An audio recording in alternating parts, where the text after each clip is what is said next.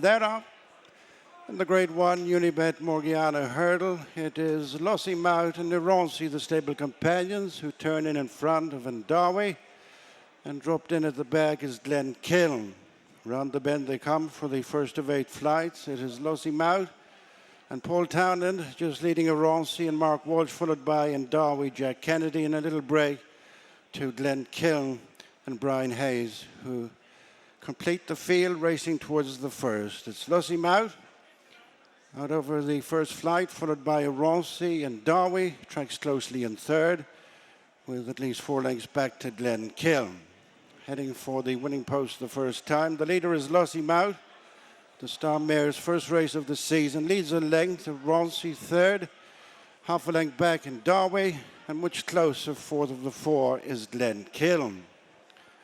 Turning away towards the second flight. Order unchanged. It is Lossiemouth in front of Ricci. It's just second from Indawi, and the back marker is Glen Kiln. Going uphill to flight number 2, Lossiemouth extends her advantage to a couple of lengths of Ricci and Indawi and Glen Kiln. Over that second flight, bit of a run to number 3. No changes. It's Lossiemouth followed by Ricci and Indawi last but one, and the back marker is Glen Kiln. Making the descent to flight number 3, the Unibet Morgiana Hurdle. In the lead is Lossiemouth by a little more than a length to Ricci, third Indawi, and fourth of the 4 is Glen Kiln. As they approach flight number 3 at the foot of the track, Lossiemouth up over from Ricci, third is Indawi, and Glen Kiln, after a slight mistake, continues the back marker. Turning right-handed to head down the back straight with another 5 flights to jump. It's Lossiemouth gone back into an advantage of under 2 lengths from Ricci, third Indawi, and whipping them in is Glen Kiln. Heading for the halfway stage in the first of 2 flights in the back straight. It's Lossiemouth and Paul Townend going along up top from Ricci, Mark Walsh, and Indawi, Jack Kennedy, and finally Glen Kiln and Brian Hayes over that first one in the back straight. Lossiemouth continues to lead the Morgiana field. Just second, Ricci from Indawi, and Glen Kiln, the back marker. At the last of 2 in the back straight, and Lossiemouth took a chance at that hurdle. Heads off the back straight, closely followed by Ricci, Indawi, and Glen Kiln, although the back marker very much in touch. The quartet are covered by 3.5 lengths. They turn towards the third last flight. 5 furlongs to go. Lossiemouth moves back into a couple of lengths advantage. Ricci has just lost second to Indawi, and then Glen Kiln. Heading for the second last flight. It is Lossiemouth, the leader, from Indawi into second. Pushed along Ricci on the outside of Glen Kiln. 3.5 furlongs to go. 2 left to jump as they clear the flight at their point of departure. And Lossiemouth has opened up an advantage of over 4 lengths from Indawi. Glen Kiln plugs on into third. Relegated to be last of the quartet is Ricci. But turning the screw on the turn into the straight is Lossiemouth. And away she goes from Glen Kiln, who's winning the battle for second ahead of Indawi and Ricci inside the 2 with 1 flight left. And the Unibet Morgiana Hurdle out clear is Lossiemouth and Paul Townend from Glen Kiln and Brian Hayes. And nearing the final flight, it is Lossiemouth in front from the start. She's safely over. A distant second is Glen Kiln, and then Indawi and Ricci. They're finishing in single file and well strung out too. It's Grade 1 win number 8 for Lossiemouth in the Unibet Morgiana. Another of same for Paul Townend and Willie Mullins. Second is Glen Kiln, Indawi third, and last of the 4 Ricci. Let's quickly get Willie Mullins' verdict on Lossiemouth's win. Made the running with her today, Willie. Did it go roughly how you thought it would beforehand? Yeah, I wasn't sure whether Glen Kiln or something was going to take her on, and it looked, Ricci jumped out with her. He ran a terrible race. Whatever the heck was wrong with him, I don't know, but we'll find out. He didn't show up at all, but she ran a cracker. Looks like we'll come probably plan for Leopardstown at Christmas rather than Kempton. Why Leopardstown this time? It's next door, isn't it? And we don't have Stateman, so she'd look It looked the right decision to do, yeah. I know you're planning to run Amsterdam next weekend. Yeah. Is he going to have to do something special to oust her from the top of the pecking order in this division, though?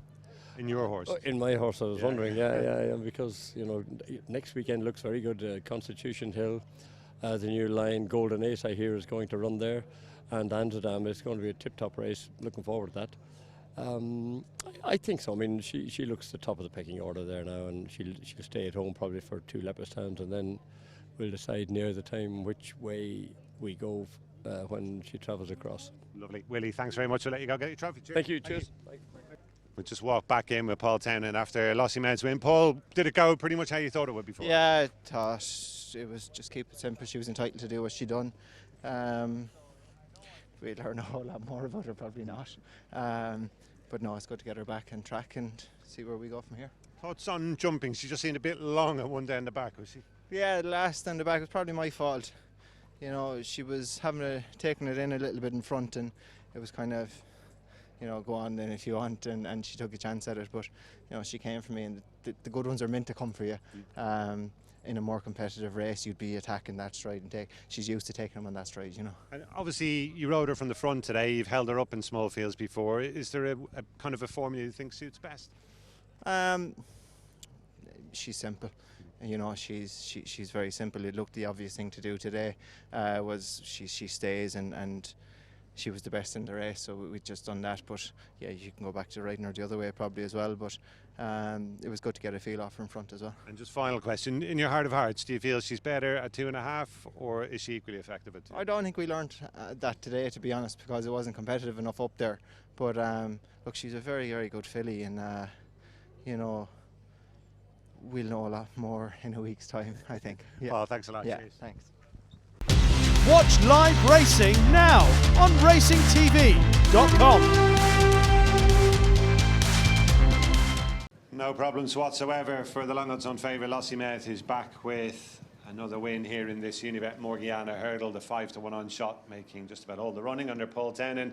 As you suspected, she might be forehand, Ruby. What were your initial thoughts on her performance? I thought he went a really good gallop on her, Gary. I didn't think Paul maybe go as hard as he did, but I'd say he was thinking that last year when we went to Kempton, she was just too used to being ridden the other way, and you have to teach horses to race that way. And I'd say he had it in his head that when she goes to Kempton this year, she's not going to be on the back foot going to the first, and probably got a little bit tired, which she's entitled to do, but she'll improve for that run. I don't think Rancy turned up at all, and Darby tried to keep tabs on Lossiemouth, and Glen Kiln, in fairness to him, is still improving and is probably run a career best to finish second, albeit beating a country mile. But one mistake, bit brave at the fourth last, and it's tad awkward at the third last, but no, I think that'll open her pipes for her, and she should head to Kempton if that's where Willie chooses to go with her, or even if she goes 2 miles in Leopardstown, she'll be sharper for it.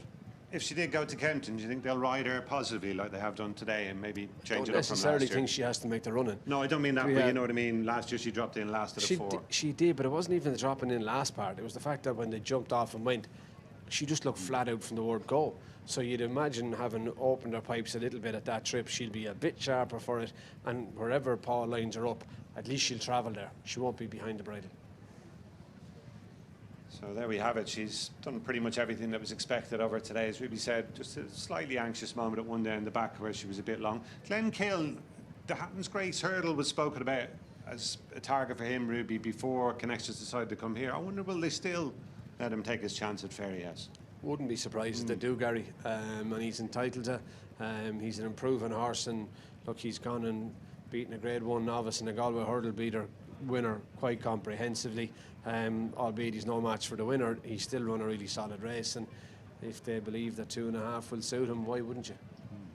And just to go back to our winner, we were talking earlier on in the day that she, of the top hurdlers in this sort of division that Willie Mullins has, was top of the pops coming into today. Do you feel she's cemented that status there? I think she has, and obviously Amsterdam will go to Newcastle next weekend, or that's the plan anyway.